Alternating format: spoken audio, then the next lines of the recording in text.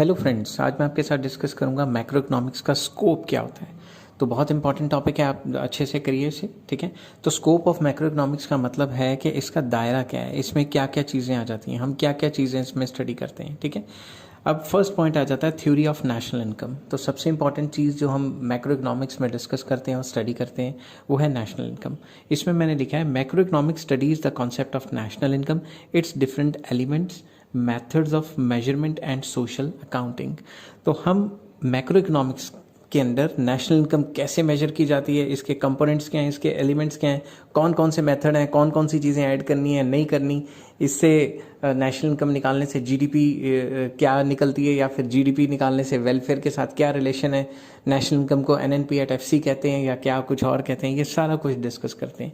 वो मैंने अलग से नेशनल इनकम के कॉन्सेप्ट में आपको डिस्कस किया हुआ है। ठीक है, नेक्स्ट आ जाता है theory of employment.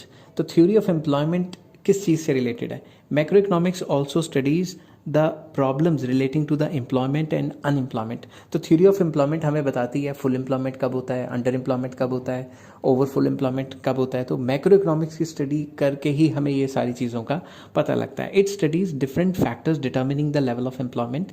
Macro economics में डिफरेंट फैक्टर्स की स्टडी की जाती है जो एम्प्लॉयमेंट के लेवल को डिटर्मिन करते हैं, असर डालते हैं। दैट इज इफेक्टिव डिमांड या aggregate demand, aggregate supply, aggregate consumption, aggregate investment, aggregate savings etcetera.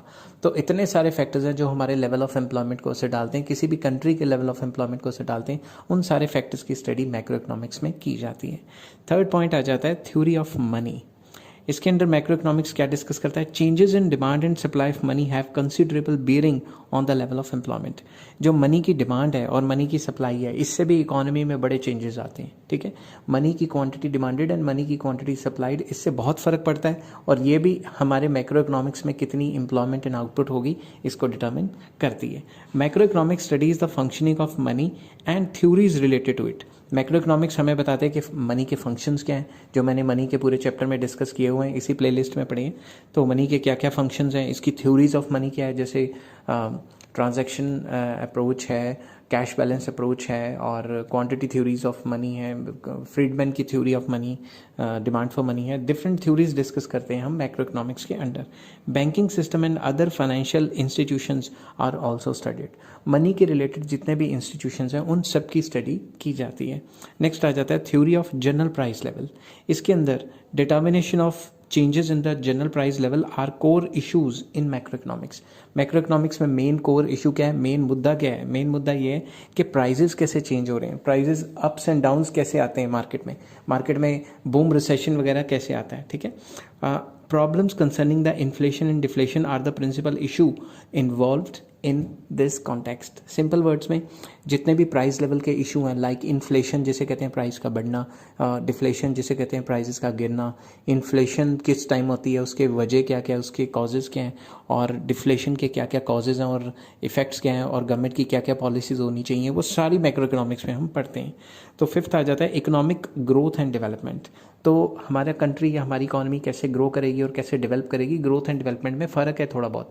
वो जब मैं डेवलपमेंट इकोनॉमिक्स के प्लेलिस्ट बनाऊंगा तो उसमें बताऊंगा कि ग्रोथ क्वांटिटेटिव होती है, डेवलपमेंट क्वांटिटी प्लस क्वालिटी, मतलब स्टैंडर्ड ऑफ लिविंग और पॉवर्टी वगैरह कम होनी चाहिए, स्टैंडर्ड ऑफ लिविंग बढ़ना चाहिए, अनएम्प्लॉयमेंट कम होनी चाहिए, वो डेवलपमेंट के साइन है। ठीक है, तो study of problems relating to economic growth और increase in per capita real income forms part of macro economics. तो मैक्रो इकोनॉमिक्स का ये भी एक पार्ट है कि हम इकोनॉमिक ग्रोथ की स्टडी करें या वो फैक्टर्स की स्टडी करें जिससे नेशनल पर कैपिटा रियल जीडीपी या पर कैपिटा रियल इनकम हमारी बढ़ सके। पर कैपिटा होता है पर बंदे की इनकम, पर कैपिटा इनकम। ठीक है, specially it studies the growth problem of under develop economies. तो बेसिकली जितनी भी अंडर डेवलप इकॉनमीज़ हैं उनमें ग्रोथ में क्या क्या प्रॉब्लम है, कौन कौन से फैक्टर्स रिस्पॉन्सिबल हैं और क्या क्या होना चाहिए ताकि वो ग्रोथ एंड डेवलपमेंट हो उनकी स्टडी करते हैं हम मैक्रो इकोनॉमिक्स में।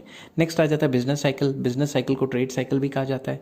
तो इसके अंदर क्या होता है, economic activity always show ups and downs, it never shows a steady pattern of change in all time to come. तो बेसिकली आपको पता है इकोनॉमी में अप्स एंड डाउन्स तो आते रहते हैं, ऐसा थोड़ी ना कि इकोनॉमी स्टेबल ही चलती रहेगी। तो इन अप्स एंड डाउन्स की स्टडी करना, इसके ऊपर भी कई थ्योरीज हैं। ठीक है, this cyclical movement of economy better known as business cycle or trade cycle is major economic issue and an important area of macroeconomic study।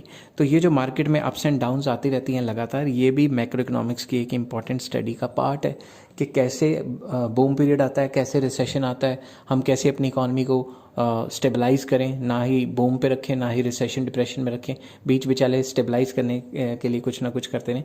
इन सारी चीज़ों से मैक्रोइकोनॉमिक्स डील करता है। नेक्स्ट आ जाता है थ्योरी ऑफ इंटरनेशनल ट्रेड।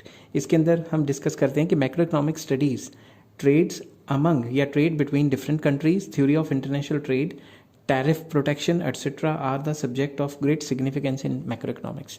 तो macroeconomics में हम स्टडी करते हैं कि जो ट्रेड्स होते हैं बिटवीन नेशंस वो कैसे होते हैं, बैलेंस ऑफ पेमेंट वगैरह क्या होता है, और टैक्सेस कितने लगते हैं, क्या टैरिफ्स होते हैं, इंपोर्ट रेस्ट्रिक्शंस क्या हैं, ये सारी की सारी मैक्रोइकोनॉमिक्स का पार्ट है। इसमें इंटरनेशनल इकोनॉमिक्स का भी काफ़ी पार्ट मैक्रोइकोनॉमिक्स में आ जाता है। नेक्स्ट आ जाता है budgetary deficit and policy, fiscal policy.